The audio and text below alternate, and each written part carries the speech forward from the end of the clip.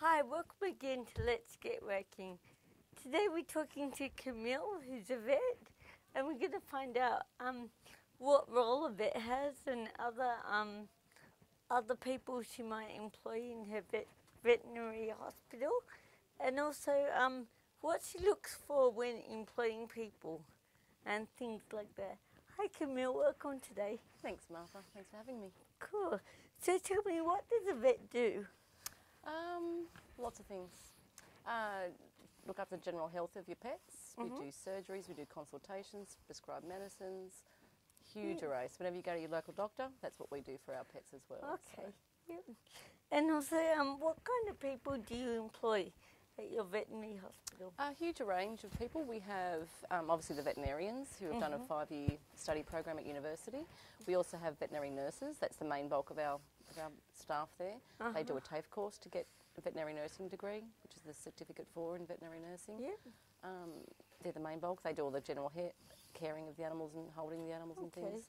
And we also have kennel hands, which do with the cleaning of the cages and just the general background stuff that no one tends to see so much. Okay. And I also have a practice manager who does all my paperwork and makes my hospital run smooth. Okay. So the kennel hand, how many hours would they be employed a week? I've got two short-term, they're casuals. They're permanent staff, but they're pretty much casuals, but they have about 10, 12 hours a week each.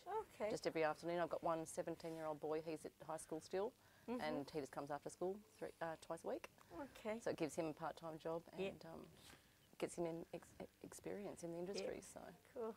Was that Santa last year? he was Santa, yes. Yes. All right. I wondered. So that's Luke. So that's, you become a kennel hand and you play Santa in December. That's right, and have lots of fun photos. Yep. So you basically start off as a kennel hand. Most of the time that you start off as a kennel hand, and then you're doing your vet nursing degree at the same time. And then as your skills develop, you then become a veterinary nurse. Okay. And then progress that way. Cool. So do you get many resumes? Lots of resumes. We get lots of work experience from schools and things, and the kids come in with their resumes or their work placement from the schools. But sometimes the parents come in and ask for their children to go into work experience, and we say, no, send your child in. Yeah. That's part of the experience, talking to adults and things. So, but no, we get lots of resumes from nurses and kennel hands that want to be involved. Okay. Sometimes they don't actually bring a resume and they just come in and ask if there's a job. But that's when we sort of say, well, we need a resume. Yeah. Even if we haven't got anything now, I do keep those resumes on hand. Okay. And whenever a job does come up, I pull out my folder of resumes and I can scroll through them. Cool. So what do you look for when people come to you with a resume? What do you look for in a person?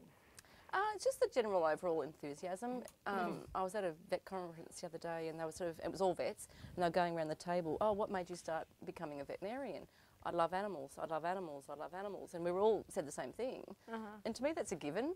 Yeah. So when people come in with their resume, oh, I really love animals, it's like, well, yeah, you have to. Okay. To me, that's a given.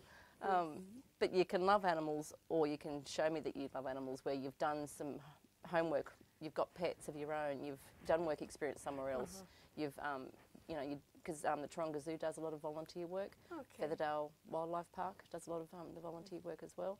So show me that you love animals, and that sort of gives you an edge above everybody else. Because the majority of people are just this general love of animals, but the things that set people apart are the extra things they've done. Okay, so things like volunteer work? Volunteer work. And basically taking the initiative and taking one step further than everybody else. Exactly. Okay. And it's not hard to do. Sometimes it's only a couple of hours a week you have to do these things. But get your foot in the door, and then the door's open. Yes, cool. So is there anything else you'd like to tell our viewers? About resumes or about what? About resumes or what it's like to be a vet. I think just have a resume. I think that's the big key. Just, you need to have something. You can't just come in and say, oh, can I have a job? Because once you leave the building, I won't remember who you are. I need to have something with your details on there. So if I go, oh, I've got a job, who's that person again? Okay. I need your resume. So, and it gives me a bit of a grounding of who you are and things. So.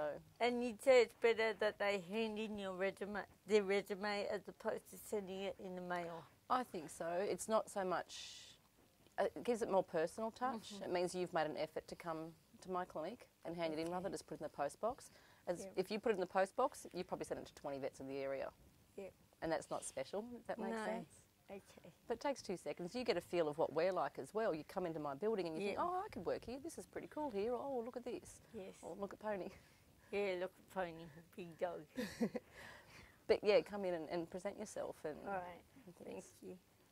All right. So, to be a vet, I guess you really need to be dedicated because there's a lot of work to do. Lots and lots of study. It's 5 years of study at university and it's 40 hours a week at uni. Week. So it's a full-time job learning. Wow. And what about as a nurse, as a vet nurse? It's about 2 years as a TAFE course. Yeah. But usually working full-time and you have 1 day off or 2 days off a week to go do your TAFE So course. it's like a traineeship? Yeah. Okay. So, Camille, after people have done their cold calling and given you their resume, and there may be someone that you want to interview, what's the process there? Usually I just go through all the resumes I've collected and then I pick out the ones I want and I give them a phone call. Okay. And then just see if they're still interested in the job and then we arrange an interview for them. All right. And then when they come in for an interview, it's just a face-to-face, usually with the vet and with the practice manager, and we just have a chat basically to see how dedicated they are, what they want from us, how many hours a week do they want, and just get a general feel of the type of person that they are to see if they're going to fit the role that we want. Okay. So it's more about feel than anything else too. It's about how they would fit into your practice. How would they fit in? Yep. Yep. All right. Because we're very customer service orientated. You have to be answering the phone correctly and you need to have a certain presentation and you know, and even coming into the interview, just come presented nicely. You don't have to wear a fancy suit, but don't come in too casual either.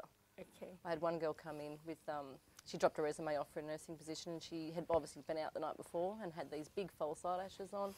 And yeah, she was very pretty, but it was a bit tacky for work, if that makes sense. Yep. So little things can turn you off as well as turn you on and think, oh, this person's really put together nicely. Yes.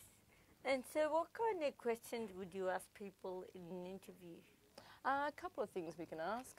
Just what have you done? What jobs have you had before? And that's usually on the resume, but usually get them to expand a bit on how long they were there, what did they enjoy most about their previous job, and that gives you a vibe of what sort of person they are. Do they fit in well with the team, or do they prefer to work alone? Yep. What are their goals for the next 5 years? That's a nice little question. Yep.